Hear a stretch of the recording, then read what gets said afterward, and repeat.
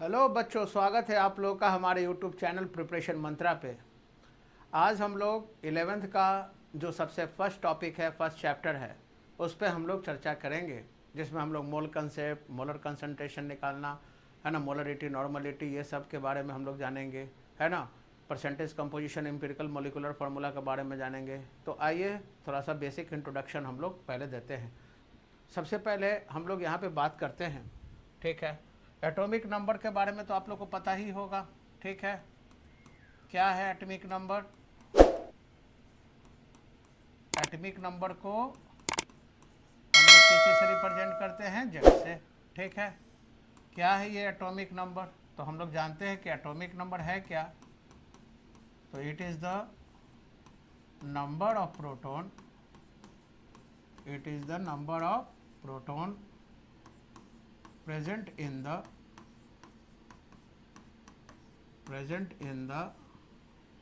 nucleus, present in the nucleus of an atom of an element, ठीक है। तो किसी भी एलिमेंट के एटम के न्यूक्लियस के अंदर जो प्रोटॉन की संख्या होती है ना, उस प्रोटॉन की संख्या को हम लोग क्या कहते हैं? Atomic number. इस पर हम एक अलग से वीडियो बनाए हुए हैं, आप लोग जरूर देखेंगे, जिसमें isotopes, isobar, isotones, isoelectronic, isodiaphers, आइसोस्टर्स, इन सब पे हम चर्चा किए हुए हैं, ठीक है। वहाँ से आप लोग को डिटेल मिल जाएगा, ठीक है। तो आज हम लोग जानेंगे तो एटॉमिक नंबर क्या है। तो it is the number of proton present in the nucleus of an atom of an element, यानी किसी भी एलिमेंट के एटम के न्यूक्लियस के अंदर, है ना, जो प्रोटॉन की संख्या होती है ना बच्चों, उस प्रोटॉन की संख्या को हम लोग क्या कहते हैं? Atomic number. और इसको किस चीज़ से रिप्रेजेंट करते हैं? जेड से, ठीक है। जैसे एक एग्जांपल अगर हम लोग बात करें, जैसे आप लोग लिखते हो सोडियम, तो ये जो नीचे लिखा जाएगा ना सिंबल, है ना, ये जो है ये कहलाएगा इसका एटॉमिक नंबर। तो इसका एटॉमिक नंबर कितना हो गया आप लोग का? 11। और आप लोग को बता दें कि एटॉमिक नंबर है क्या। तो एटॉमिक नंबर प्रोटॉन की संख्या को ही एटॉमिक नंबर कहते हैं, यानी किसी भी एटम के न्यूक्लियस के अंदर जो प्रोटॉन की संख्या होती है, उस प्रोटॉन की संख्या को ही हम लोग एटॉमिक नंबर कहते हैं। तो हम लोग कह सकते हैं कि अगर इसका एटॉमिक नंबर 11 है, तो निश्चित रूप से प्रोटॉन की संख्या भी कितना होगा? 11। और अगर एटम न्यूट्रल है, न्यूट्रल का मतलब उस एटम पे किसी तरह का कोई चार्ज नहीं है, तो वैसे केस में, है ना, इलेक्ट्रॉन की संख्या भी उतना ही होगा जितना प्रोटॉन है। तो यहाँ पे आप लोग का प्रोटॉन की संख्या भी 11 हो गया और इलेक्ट्रॉन की संख्या भी 11 हो गया, है ना। तो याद रखेंगे, अगर न्यूट्रल स्टेट है तो न्यूट्रल स्टेट में क्या होगा? इन न्यूट्रल स्टेट, है ना, अगर एटम न्यूट्रल स्टेट में है तो वैसे केस में एटॉमिक नंबर प्रोटॉन, इलेक्ट्रॉन तीनों बराबर होगा। लेकिन अगर आयन का केस है, इन केस ऑफ आयन, तो आप लोग को पता है कि आयन दो तरह का होता है। एक को कहते हैं कटायन। कटायन कैसे पता करोगे? अगर उस पर प्लस चार्ज अगर आ गया तो वो कटायन हो गया। और कटायन कैसे बनता है? कटायन बनता है आप लोग का कैसे? इलेक्ट्रॉन लॉस करके, है ना, by loss of electron. Electron lose करेगा तो वो कटायन बनेगा। और दूसरा है आप लोग का अनायन, है ना। अनायन कैसे पता करोगे? तो अनायन पता करेंगे, अगर उस पर माइनस चार्ज है तो वो अनायन होगा। और अनायन का निर्माण कैसे होता है आप लोग का? बाय गेन ऑफ इलेक्ट्रॉन, यानी इलेक्ट्रॉन क्या करके? गेन करके। तो इसका मतलब है कि कटायन बनता है इलेक्ट्रॉन लूज करके और अनायन बनता है इलेक्ट्रॉन गेन करके। तो लूज करेगा इलेक्ट्रॉन तो इलेक्ट्रॉन की संख्या तो कम हो जाएगा इस पर। तो ऐसे केस में एटॉमिक नंबर प्रोटॉन तो बराबर होगा, लेकिन इलेक्ट्रॉन की संख्या कम हो जाएगी। और अनायन कैसे बनता है? इलेक्ट्रॉन गेन करके। तो इलेक्ट्रॉन गेन करेगा, है ना। आप लोग को पता है कि केमिकल रिएक्शन में सिर्फ इलेक्ट्रॉन ही भाग लेते हैं, या तो इलेक्ट्रॉन लूज करेगा या इलेक्ट्रॉन गेन करेगा। तो अगर इलेक्ट्रॉन लूज करेगा तो इलेक्ट्रॉन की संख्या कम हो जाएगी, यानी नेगेटिव चार्ज की संख्या कम हो जाएगी। न्यूट्रल स्टेट में इलेक्ट्रॉन प्रोटॉन दोनों की संख्या बराबर था। इलेक्ट्रॉन अगर कम हो गया तो इलेक्ट्रॉन कम हो गया, तो उससे प्रोटॉन क्या हो जाएगा? ज़्यादा हो जाएगा, प्लस चार्ज ज़्यादा हो जाएगा। और प्रोटॉन क्यों नहीं लूज गेन करता है? क्योंकि प्रोटॉन न्यूक्लियस में आप लोग का रहता है, और न्यूक्लियस में रहने वाले सिर्फ तभी इन्वॉल्व होंगे जब कोई न्यूक्लियर रिएक्शन होगा, जब न्यूक्लियस पे किसी तरह का कोई अटैक होगा या न्यूक्लियस डिस्टर्ब होगा, यानी रेडियो एक्टिविटी में आप लोग का न्यूक्लियॉन्स जो है, यानी प्रोटॉन और न्यूट्रॉन, वो इन्वॉल्व होंगे। लेकिन आमतौर पे जितने भी केमिकल रिएक्शन है उसमें सिर्फ इलेक्ट्रॉन भाग लेगा। तो या तो इलेक्ट्रॉन की संख्या घटेगी या इलेक्ट्रॉन की संख्या बढ़ेगी। तो इलेक्ट्रॉन की संख्या अगर कम हो जाएगा तो प्रोटॉन ज़्यादा हो जाएगा, प्लस चार्ज आ जाएगा। और अगर इलेक्ट्रॉन की संख्या अगर बढ़ गई तो माइनस चार्ज ज़्यादा हो जाएगा। है ना, प्रोटॉन की संख्या कम हो जाएगी, इलेक्ट्रॉन ज़्यादा हो जाएगा, जिससे उस पर माइनस चार्ज आ जाएगा। तो इसलिए कटायन कब बनेगा, इलेक्ट्रॉन लूज करेगा, इलेक्ट्रॉन लूज करेगा तो उस एटम पे, है ना, कौन सा चार्ज आ जाएगा, प्लस चार्ज, यानी वो कटायन बन जाएगा। और अगर इलेक्ट्रॉन की संख्या बढ़ गया तो वैसे केस में उस पर माइनस चार्ज आ जाएगा, क्योंकि इलेक्ट्रॉन की संख्या ज़्यादा हो गया है प्रोटॉन से। और न्यूट्रल में इलेक्ट्रॉन प्रोटॉन बराबर, यानी जितना प्लस चार्ज उतना ही माइनस चार्ज, और जब दोनों बराबर होगा तो वैसे केस में न्यूट्रल होगा। तो लेकिन इन सारे अवस्था में, चाहे वो न्यूट्रल हो, कटायन हो, अनायन हो, एटॉमिक नंबर हमेशा प्रोटॉन की संख्या पर डिपेंड करेगा। अगर प्रोटॉन वही रहेगा तो एटॉमिक नंबर भी वही रहेगा, चाहे वो न्यूट्रल हो, कटायन हो या अनायन हो। ठीक है प्यारे बच्चों, तो आइए, तो यहाँ पे हम लोग क्या देख रहे हैं, यहाँ पे तो एटॉमिक नंबर प्रोटॉन और इलेक्ट्रॉन तीनों बराबर हो गया न्यूट्रल में, लेकिन कटायन में चूंकि इलेक्ट्रॉन की संख्या कम हो गया तो वैसे केस में एटॉमिक नंबर प्रोटॉन तो बराबर होगा लेकिन इलेक्ट्रॉन की संख्या कम हो जाएगी। और अनायन के केस में क्या होगा, अनायन के केस में एटॉमिक नंबर प्रोटॉन यहाँ भी आप लोग का इक्वल होगा, लेकिन अनायन में इलेक्ट्रॉन गेन किया है तो वैसे केस में इलेक्ट्रॉन की संख्या ज़्यादा हो जाएगी। ठीक है, तो यहाँ से हम लोग एटॉमिक नंबर के बारे में पता कर सकते हैं। जैसे अगर हम कहें कि क्लोरीन है तो क्लोरीन का कितना होता है एटॉमिक नंबर 17, नीचे जो रहेगा सिंबल वो एटॉमिक नंबर रहेगा। ठीक है, तो अगर हम कहें कि बताओ इस क्लोरीन में एटॉमिक नंबर कितना, तो 17, प्रोटॉन कितना हो जाएगा, तो 17 ही, इलेक्ट्रॉन कितना हो जाएगा, तो ये भी 17 ही होगा। क्यों, क्योंकि न्यूट्रल स्टेट में एटॉमिक नंबर प्रोटॉन इलेक्ट्रॉन सब बराबर, क्योंकि एटॉमिक नंबर प्रोटॉन पर डिपेंड करता है और न्यूट्रल स्टेट में प्रोटॉन इलेक्ट्रॉन बराबर होगा। अगर अनायन के फॉर्म में हो, Cl पे माइनस आ जाए तो क्या एटॉमिक नंबर चेंज हो जाएगा, नहीं, 17 ही रहेगा। क्यों, क्योंकि कटायन अनायन बनने से प्रोटॉन की संख्या प्रभावित नहीं होगा, और प्रोटॉन प्रभावित नहीं होगा तो एटॉमिक नंबर भी प्रभावित नहीं होगा। हाँ, इलेक्ट्रॉन की संख्या पहले 17 था, अब -1 गेन किया तो कितना हो गया, 18 हो गया। इसी तरह से अगर Cl पे प्लस चार्ज आ जाए तो प्लस चार्ज आ जाए का मतलब क्या हुआ, जितना चार्ज रहेगा, जितना प्लस चार्ज रहेगा मतलब उतना इलेक्ट्रॉन लूज हुआ, जितना माइनस चार्ज हुआ मतलब उतना इलेक्ट्रॉन गेन किया। तो जाहिर बात है कि एक प्लस है, ये क्या बता रहा है कि इसमें एक प्रोटॉन बढ़ गया। काहे बढ़ गया भाई, क्यों बढ़ गया, क्योंकि एक इलेक्ट्रॉन कम हो गया। तो एक इलेक्ट्रॉन कम हो गया तो वैसे केस में पहले कितना था एटॉमिक नंबर 17, प्रोटॉन कितना था 17, इलेक्ट्रॉन भी पहले कितना था 17 ही था, लेकिन एक लूज किया तो अब इलेक्ट्रॉन कितना हो गया, 16 हो गया। ठीक है, तो यहाँ से हम लोग कुछ बेसिक्स एटॉमिक नंबर के बारे में जाने कि एटॉमिक नंबर है क्या, तो प्रोटॉन की संख्या है। चलिए अब आगे हम लोग देखते हैं, है ना। अगर हम आप लोग से पूछें कि एक आयन है X+++, है ना, X++ आयन में, है ना, इलेक्ट्रॉन की संख्या जो है ना, वो है मान लो आप लोग का 18। ठीक है, तो आपको बताना है कि इसका एटॉमिक नंबर कितना हो गया, प्रोटॉन कितना हो गया। तो प्यारे बच्चों आसानी से आप लोग पता कर सकते हो। आप लोग कैसे पता करोगे, है ना, अगर हम ऑप्शन दे दें आप लोग का कि कितना हो गया, क्या एटॉमिक नंबर जो है और प्रोटॉन इतना हो गया, या एटॉमिक नंबर जो है इतना हो गया, या फिर एटॉमिक नंबर जो है वो इतना हो गया, या इनमें से कोई नहीं। ठीक है, सब गलत है। तो यहाँ पे देखो करेंगे क्या प्यारे बच्चों, सबसे पहले देख लेना कि उस पर कौन सा चार्ज आया है ना, प्लस चार्ज आया है।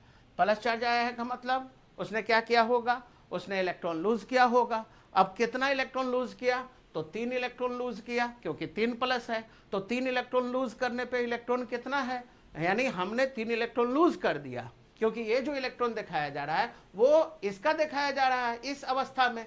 तो यहाँ पे हम लोग देखेंगे कि जब वो इलेक्ट्रॉन लूज किया 3 इलेक्ट्रॉन, तब उसके पास कितना है, 18 इलेक्ट्रॉन है। तो न्यूट्रल में यानी जब नहीं लूज किया था तो कितना था, तो नहीं लूज किया था तो कितना था, लूज करने पे 18। 3 इलेक्ट्रॉन हमने किसी को दे दिया तो मेरे पास 18 है, 3 इलेक्ट्रॉन नहीं दिया था तो कितना था, तो 21 होगा, क्योंकि 21 पहले होगा तभी तो 3 इलेक्ट्रॉन लूज किया तो 18 हुआ। यानी उस समय आप लोग का न्यूट्रल अवस्था में पता कर लेना कि न्यूट्रल अवस्था में इलेक्ट्रॉन कितना होगा, तो 21, क्योंकि 3 लूज किया तो अभी 18 हुआ। तो न्यूट्रल अवस्था में अगर इलेक्ट्रॉन पता चल गया कि 21 है तो प्रोटॉन भी 21 होगा और एटॉमिक नंबर भी 21 होगा, यानी ऑप्शन कौन सा होगा, बी। ठीक है, इसी तरह से अगर हम लोग बात करें कि NX3- इसमें इलेक्ट्रॉन है आप लोग का 18, तो आप बताइए कि इसमें एटॉमिक नंबर कितना होगा, प्रोटॉन कितना होगा, आसानी से पता कर सकते हैं प्यारे बच्चों। अगर हम ऑप्शन दे दें कि क्या 18 होगा, क्या 15 होगा, क्या 21 यानी 21 होगा, या इनमें से कोई नहीं। तो अब यहाँ पे सिंपल बात है, किसके बारे में पूछ रहा है, अनायन के बारे में। माइनस चार्ज है, अनायन है। अनायन कैसे बनता है, इलेक्ट्रॉन गेन करके। कितना माइनस है, 3 माइनस है, तो कितना गेन किया होगा, 3 इलेक्ट्रॉन गेन किया। यानी हमने किसी से 3 इलेक्ट्रॉन गेन करने के बाद, है ना, हम बता रहे हैं कि मेरा इलेक्ट्रॉन कितना है, 18 है। यानी 3 इलेक्ट्रॉन हमने लिया तब जाके मेरा इलेक्ट्रॉन 18 है यानी 18 है। तो इसका मतलब क्या हुआ, इसका मतलब कि न्यूट्रल में कितना था, जब हम गेन नहीं किए थे तो कितना था, तो गेन नहीं किए थे, गेन करने के बाद 18 है, 3 इलेक्ट्रॉन लेने के बाद 18 है, जब नहीं लिए थे तो कितना था, तो 15। तो इसका मतलब है कि न्यूट्रल अवस्था में एटॉमिक नंबर 15 होगा और प्रोटॉन 15 होगा। तो आसानी से आप लोग यहाँ से इस तरह का जो बेसिक सवाल है वो आप लोग बना सकते हो, ठीक है। अब इसी तरह से हम लोग आगे बढ़े। अगर हम पूछे आप लोग से, है ना, मास नंबर किसको कहते हैं, मास नंबर, तो मास नंबर क्या है आप लोग का, मास नंबर जो है इसको मास नंबर भी कहते हैं या इसको रिलेटिव एटॉमिक मास भी हम लोग कहते हैं। तो मास नंबर है क्या, तो मास नंबर सिंपली है क्या, तो हम लोग कहते हैं कि it is the sum of the, है ना, number of proton and neutron, it is the sum of the number of proton and neutron present in the nucleus, है ना, it is the sum of the number of proton and neutron present in the nucleus of an atom of an element। ठीक है प्यारे बच्चों, तो यहाँ पे हम लोग को क्या बोल रहा है, मास नंबर है क्या, और इसको किस चीज से रिप्रेजेंट करते हैं, इसको हम लोग ए से रिप्रेजेंट करते हैं। इट इज रिप्रेजेंटेड बाय ए, है ना, इसको किस चीज से रिप्रेजेंट करते हैं, ए से। तो क्या है मास नंबर, तो मास नंबर के बारे में क्या कहेंगे, it is the sum of the number of proton and neutron present in the nucleus of an atom of an element. यानी किसी भी एलिमेंट के न्यूक्लियस के अंदर, यानी किसी भी एलिमेंट के एटम के न्यूक्लियस के अंदर प्रोटॉन और न्यूट्रॉन के संख्या को ऐड करोगे, उसके नंबर को ऐड करोगे, तो वो क्या निकलेगा, उसका मास नंबर। तो मास नंबर निकालने के लिए क्या करेंगे, तो मास नंबर को हम लोग कह सकते हैं कि ये न्यूक्लियॉन्स की संख्या है। न्यूक्लियॉन्स मतलब न्यूक्लियस में रहने वाले को क्या कहेंगे, न्यूक्लियॉन्स। जैसे इंडिया में रहने वाले को हम लोग इंडियन कहते हैं, तो न्यूक्लियस में रहने वाले को क्या बोलेंगे, न्यूक्लियॉन्स। तो प्रोटॉन न्यूट्रॉन न्यूक्लियस में रहता है तो उनको न्यूक्लियॉन्स भी कह सकते हैं। तो क्या है मास नंबर, तो किसी भी एटम के न्यूक्लियस के अंदर जो प्रोटॉन न्यूट्रॉन की संख्या है उनको अगर ऐड कर दे, है ना, उनका सम कर दे, तो वैसे केस में जो है वो मास नंबर निकल जाएगा, जिसको ए से रिप्रेजेंट करते हैं। तो मास नंबर कैसे निकलेगा, तो मास नंबर निकालने के लिए हम लोग को क्या करना होगा, मास नंबर को निकालने के लिए हम लोग को प्रोटॉन की संख्या और न्यूट्रॉन की संख्या दोनों को क्या करना होगा, ऐड करना होगा। यानी मास नंबर क्या होगा, number of proton plus number of neutron. ठीक है, तो मास नंबर को किससे रिप्रेजेंट करते हैं, ए से। तो ए किसके बराबर हो गया, P प्लस एन, या फिर प्रोटॉन और एटॉमिक नंबर बराबर होता है, तो ये भी लिख सकते हैं कि ए बराबर Z प्लस एन। ठीक है, तो A is equal to P plus N या ए बराबर Z प्लस एन। तो एन निकालने के लिए क्या करना होगा, कहीं अगर एन पूछ दे तो एन निकालने के लिए हम लोग को या तो ए माइनस पी करना होगा या एन निकालने के लिए ए माइनस जेड करना होगा। तो यहाँ से आसानी से हम लोग प्यारे बच्चों मास नंबर निकाल सकते हैं। ठीक है, आइए तो थोड़ा सा इस पे हम लोग देख ले क्या सवाल आ सकता है। अगर हम लोग पूछे कि फाइंड आउट, है ना, mass number of an atom, है ना, हैविंग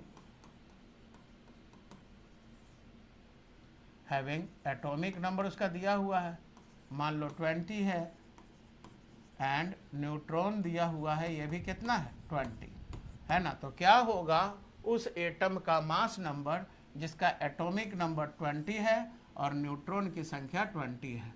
तो हम लोग आसानी से पता कर सकते हैं। कैसे हम लोग सॉल्व करेंगे इसको, तो इसको सॉल्व हम लोग कैसे करेंगे, तो हम लोग जानते हैं कि मास नंबर निकालने के लिए क्या करेंगे, प्रोटॉन और न्यूट्रॉन की संख्या को ऐड करना है ना। और प्रोटॉन और एटॉमिक नंबर आप लोग का क्या होता है, सेम होता है। तो ये दोनों दिया हुआ है कितना 20, और न्यूट्रॉन दिया हुआ है कितना, ये भी 20।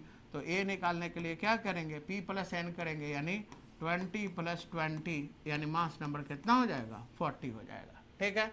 इसी तरह से अगर आप लोग से पूछे कि find out number of neutron, find out number of neutron, है ना, न्यूट्रॉन की संख्या निकालना है ना, इन एन एटम, उस एटम में, है ना, in an atom having mass number दिया हुआ है 50 एंड नंबर ऑफ न्यूट्रॉन दिया हुआ है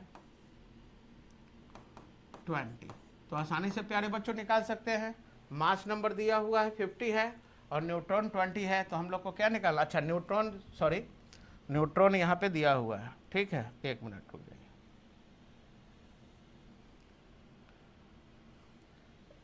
और एटॉमिक नंबर दिया हुआ है 20। ठीक है, तो आराम से न्यूट्रॉन निकाल सकते हो आप लोग। कैसे निकालोगे न्यूट्रॉन, तो हम लोग जानते हैं कि न्यूट्रॉन निकालने के लिए क्या करना होगा, A - P करना होगा या A - Z करना होगा।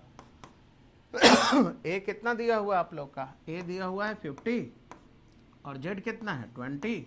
तो आप लोग आराम से निकाल लोगे कि न्यूट्रॉन कितना हो जाएगा 30। ठीक है, यानी यहाँ से आसानी से हम लोग न्यूट्रॉन निकाल सकते हैं प्यारे बच्चों। ठीक है, चलिए, तो इसी तरह से हम लोग बात करें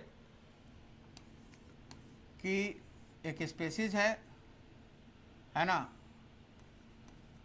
एक इन एन अनायन X3- है ना, एक अनायन है X3- है ना, इसमें इलेक्ट्रॉन दिया हुआ है 18 है ना, प्रोटॉन दिया हुआ है आप लोग का। अच्छा, यहाँ पे थोड़ा सा और क्वेश्चन को थोड़ा सा ये कर लें। ठीक है, इलेक्ट्रॉन दिया हुआ है आप लोग का 18, न्यूट्रॉन दिया हुआ है आप लोग का, है ना, 15। तो आप लोग का पूछ रहा है कि Z कितना होगा, प्रोटॉन कितना होगा, मास नंबर कितना होगा। ठीक है, तो कैसे बनाएंगे प्यारे बच्चों, तो यहाँ पे हम लोग देख ले रहे हैं कि क्या निकालना है हम लोग को निकालना है क्या, ये सब सारा चीज़ निकालना है। हम लोग का गिवन है कि इलेक्ट्रॉन दिया हुआ है और न्यूट्रॉन दिया हुआ है। तो आप लोग को पता है कि इलेक्ट्रॉन 18 है। कब इलेक्ट्रॉन 18 है, जब इसमें 3 इलेक्ट्रॉन जब इसने गेन किया, तो 3 इलेक्ट्रॉन गेन करने पे इलेक्ट्रॉन 18 है। न्यूट्रल अवस्था में कितना था, तो न्यूट्रल अवस्था में निकाल लेंगे। तो आप लोग को पता है कि न्यूट्रल अवस्था में एटॉमिक नंबर, प्रोटॉन, इलेक्ट्रॉन सब बराबर होता है। तो न्यूट्रल अवस्था में अगर पता कर ले कि इलेक्ट्रॉन कितना है, तो जितना न्यूट्रल अवस्था में इलेक्ट्रॉन होगा उतना ही उसका प्रोटॉन और एटॉमिक नंबर होगा। तो यहाँ पे हम लोग क्या देख रहे हैं कि X3- में इलेक्ट्रॉन है 18। तो न्यूट्रल जब नहीं, यानी 3 इलेक्ट्रॉन गेन करने पे 18 है ना, नहीं गेन किया था तो कितना था, तो नहीं गेन किया था, तो यानी न्यूट्रल अवस्था में कितना था 15। तो एटॉमिक नंबर निकल गया कि 15, प्रोटॉन भी निकल गया 15, और न्यूट्रॉन आपका दिया हुआ है ही कि 15 है। तो आराम से पता चल जाएगा। तो एटॉमिक नंबर निकल गया, प्रोटॉन पता चल गया। ए कैसे निकालेंगे, तो ए हम लोग को P + N करके निकाल लेंगे। P कितना दिया हुआ है आप लोग का, तो P दिया हुआ है आप लोग का, है ना, 15, और N कितना है 15, तो मास नंबर कितना आ जाएगा 30। ठीक है, तो इस तरह से हम इन चीज़ों को आसानी से, है ना, ये छोटे छोटे सवाल जो है ना, बेसिक प्रॉब्लम जो है वो आसानी से हम लोग कर सकते हैं। ठीक है, आइए आगे बढ़ते हैं। अब एक टर्म से थोड़ा सा रूबरू हो लें। ठीक है, आप लोग पढ़े होंगे, पढ़ाए हैं आप लोगों को, वीडियो देख सकते हैं आप लोग। आइसोटॉप्स किसको कहते हैं, तो ये 2 वर्ड से मिलके बना हुआ है। आइसो का मतलब होता है सेम, एंड टॉप्स का मतलब होता है आप लोग का पोजीशन, यानी पोजीशन कहाँ पे पोजीशन, तो मॉडर्न पीरियोडिक टेबल में पोजीशन, है ना, क्योंकि मॉडर्न पीरियोडिक टेबल में एलिमेंट्स को अरेंज किया गया है किसके आधार पे, एटॉमिक नंबर के आधार पे, increasing order of atomic number के आधार पे। तो जिसका जिसका एटॉमिक नंबर सेम होगा उसका मॉडर्न पीरियोडिक टेबल में पोजीशन भी सेम होगा आप लोग का। तो आइसोटॉप्स कहते हैं कि इसको, तो हम लोग कह सकते हैं कि atoms of same element atoms of same element, है ना, having atoms of same element having same atomic number but different mass number,